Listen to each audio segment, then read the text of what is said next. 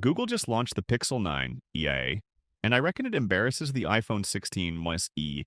The Pixel 9a comes complete with a load of upgrades, and AI Google just revealed the Pixel 9a, and it launches in April. It comes with a host of new upgrades, including the Tensor G4 chip and a new display, the Google Pixel 9. A starts at $499 slash 499 pounds slash 849 Australian dollars, undercutting the iPhone 16e. The Google Pixel 9a is official and brings with it a mix of neat upgrades to keep the budget phone firing on all cylinders. Starting at $499 per pound, 499 pounds per Australian dollar. 849 Australian dollars, the Pixel 9a isn't as affordable as some Pixel A series models of the past, but tracks with last year's Pixel 8a, and it notably undercuts the iPhone 16e. Like recent Pixel A series models, at a quick glance you'll not see a huge amount of difference in the Pixel 9a over the full-fat Google Pixel 9, or indeed the outgoing Pixel 8a. But digging deeper, there are a suite of changes here that could make it a new contender for our best cheap phones list. For starters, the Pixel 9a comes with a new design.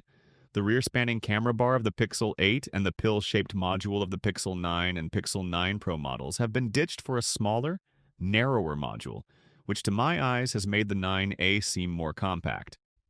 Helping with that are new sides which are less rounded than those of the Pixel 8a but still curved at the top. This should make the Pixel 9 feel a little more comfortable to grip for longer periods.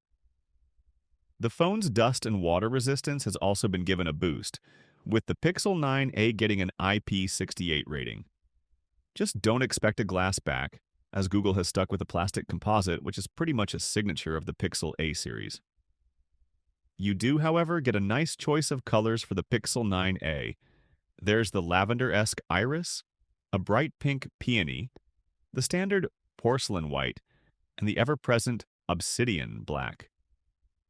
One neat but not immediately obvious upgrade is the new Actua display, which comes in at a larger 6.3 inches and can now hit a peak brightness of 2,700 nits. That's a decent jump from the Pixel 8a's 2000 nit peak brightness. A variable refresh rate of 60 Hz to 120 Hz remains present, but Google noted that the new display is more scratch-resistant than that of the Pixel 8a, which should help make the 9a more durable than the older phone. New Tensor chip, a fresh camera, and a lot of AI. At the heart of the Pixel 9a is Google's latest Tensor G4 chip, which gets paired with 8 GB of RAM. Don't expect screaming fast raw performance to take on the latest Snapdragon or Apple A series chips, but do expect capable performance of the kind we've seen in the main Pixel 9 models, as well as responsive AI features. The smart processing chops of the Tensor G4 chip should also help get the most out of the new 48-megapixel main camera on the Pixel 9 EA. What may seem like a downgrade in sheer resolution on the Pixel 8a's 64-megapixel main camera doesn't look set to be too consequential, as the new camera has a wider aperture that should deliver brighter photos, especially in low-light citations. A 13-megapixel ultra-wide camera remains, but it now has a macro focus mode, a first for the Pixel A series, which should help deliver crisp up-close photos. Around the front, you'll find a 13-megapixel f2.2 camera, which is business as usual for Pixel phones, though the larger display should help make snapping selfies easier than ever. The big upgrade for the cameras will likely come from improvements in the sensor and the aforementioned processing power of the Tensor G4 chip. But the real photography chops will come in the form of the AI features, with the Pixel 9a getting the same suite of tools that its predecessor came with, but also those introduced with the Pixel 9 phone last year. These include AdMe, which lets users combine 2 shots into one, along with upgrades to tools like Magic Editor and native access to the Pixel Studio, which lets you create images with text prompts.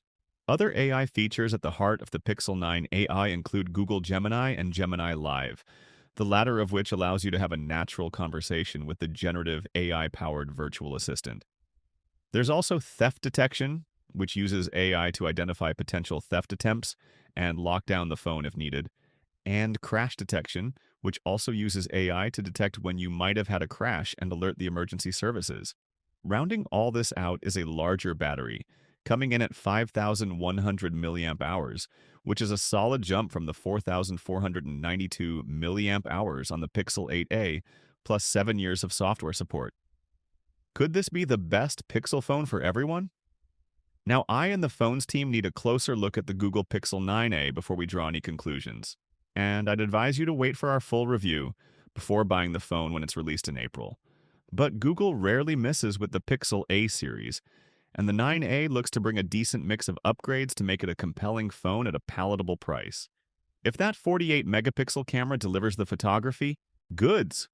Then the suite of AI features, neat design, and new display should all be the icing on the cake. Take all this into account and then contrast it to the more expensive, less well-equipped iPhone 16e, and I'd argue Google has somewhat embarrassed Apple on the affordable phones front. The Pixel 9a offers a lot more for a chunk of change less. I think we could be looking at a new budget phone champion here, when all things are considered, and perhaps an Android phone that I'll recommend to most people. Stay tuned to Tech Radar for more, and let me know your thoughts in the comments below.